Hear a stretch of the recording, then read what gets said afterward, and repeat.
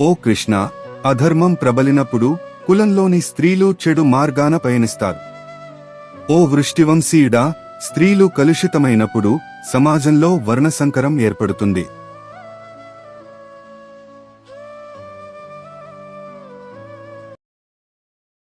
వర్ణసంకరము కులనాశకులకు, వారి కుటుంబ నరకానికి కారణమవుతుంది. పిండం, నీటి తర్పణం వంటి కర్మలు లుప్తమవడంతో వారి పితృదేవతలు కూడా పతనమవుతారు.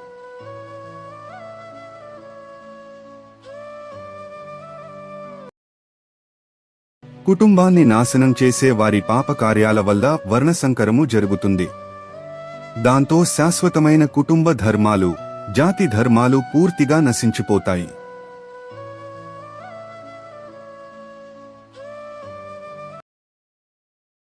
ఓ జనార్దన, కుటుంబ ధర్మాలు నశించిన మనుష్యులు శాశ్వతంగా నరకంలో నివసించాల్సి వస్తుందని మేము విన్నాము.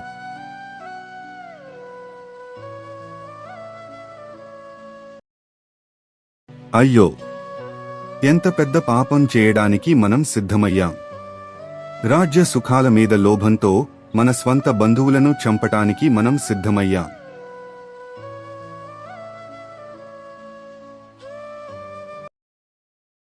నేను ఆయుధరహితుడిగా ప్రతిఘటించకుండానే యుద్ధరంగంలో ధృతరాష్ట్రుని కుమారులచే చంపబడిన అది నాకు ఎక్కువ శ్రేయస్సుగా అనిపిస్తుంది.